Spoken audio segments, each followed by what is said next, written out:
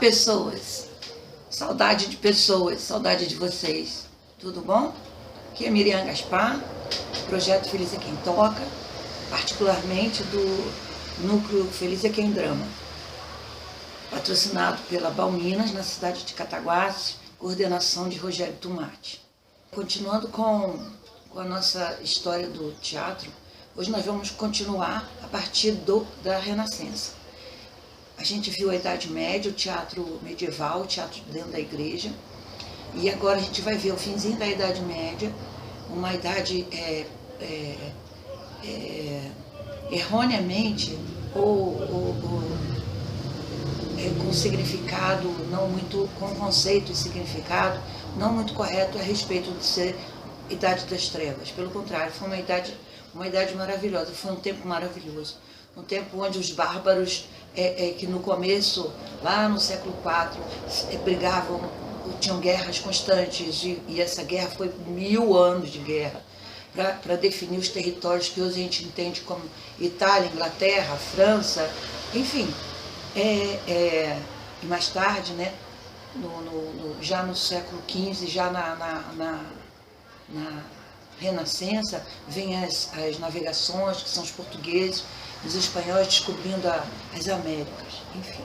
Mas o nosso teatro medieval, ele vai declinando ali pelo século XIV, por ali. Ele vai declinando. E já nesse momento aparece o teatro renascentista, que é o teatro que começa na Inglaterra, que ele tem mais uma conotação mais burlesca, mais de graça mesmo, de engraçado, meio que trabalhando lá aquele bobo da corte, enfim. E o teatro renascentista, ele vem quando tem essa preocupação de sair do teatro medieval, que é completamente ligado ao espiritual, ao transcendental, né? Vem a Renascença com a questão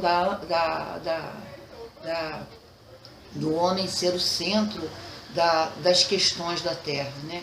Não era mais aquele Deus transcendental da Idade Média, então passa a ser o homem, né? Que é o centro, que é o foco de toda a criação.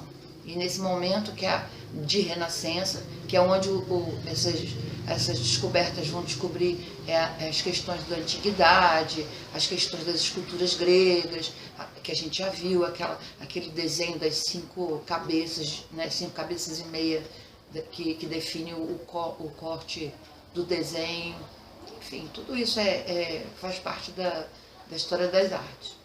E, em especial, do teatro, é no momento em que o teatro se volta também para o homem, né? Ele deixa de ser transcendental, ele deixa de ter o impacto religioso que a igreja tinha estabelecido lá no século XIII, XIV, e começa a vir uma questão mais de homem. Então, a comédia, ela entra nesse aspecto de o homem não tem como ele debochar de um Deus, não tem como ele ser, como na tragédia, na comédia antiga.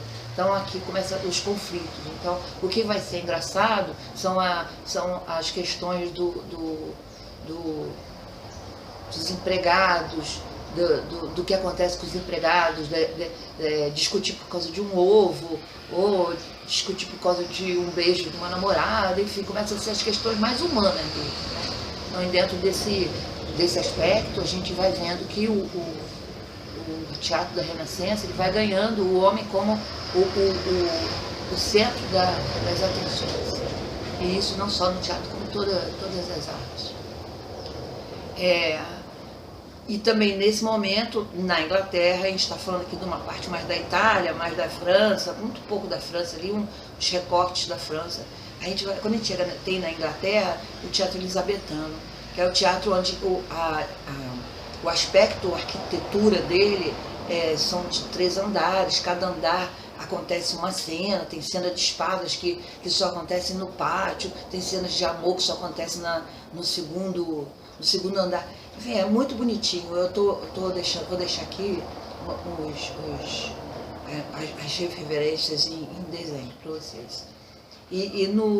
Mas o teatro elisabetano, ele fica forte, ele é mais definido pelo conteúdo do teatro elisabetano, que é o teatro de Shakespeare.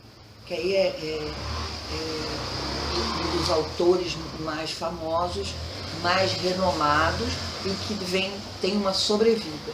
Quando a gente fala de arte, o que é completamente, o que tem sido completamente ignorado pela arte contemporânea, quando a gente fala de arte do século XX para trás, a obra, ela supera, ela é mais interessante, ela atravessa mais o tempo e o espaço, ela alcança mais o globo e mais o tempo de vida do globo do que o autor. Né? Então, as obras de Shakespeare, a gente só sabe quem é Shakespeare por causa das obras dele. Assim como a gente só conhece Da Vinci por causa das obras do Da Vinci. Já na contemporaneidade, isso é só um adendo, na contemporaneidade as técnicas, as questões mais de interesse mesmo, de apurar, do virtuosismo, isso é ignorado. A importância agora está no subjetivo, naquilo que o artista está pensando e naquilo que ele acredita que é os sentimentos, as sensações. Então a arte contemporânea ela vem com alguns impactos assim, né, performáticos, enfim. Mas lá na Renascença, o teatro ele tinha conteúdo, ele tinha não só o burlesco, né, ali da Itália, da Commedia dell'arte, que essa a gente vai ter um capítulo especial para a Commedia dell'arte, que é fantástica, e o teatro elisabetano na Inglaterra, que tem como autor Shakespeare, porque as peças são fantásticas, que vocês que fazem inglês, vocês que já deviam estar lendo Shakespeare para aprender muito mais inglês. Enfim, e na próxima a gente vai falar um pouco sobre a Commedia dell'arte, porque aí é a nossa área. Beijo.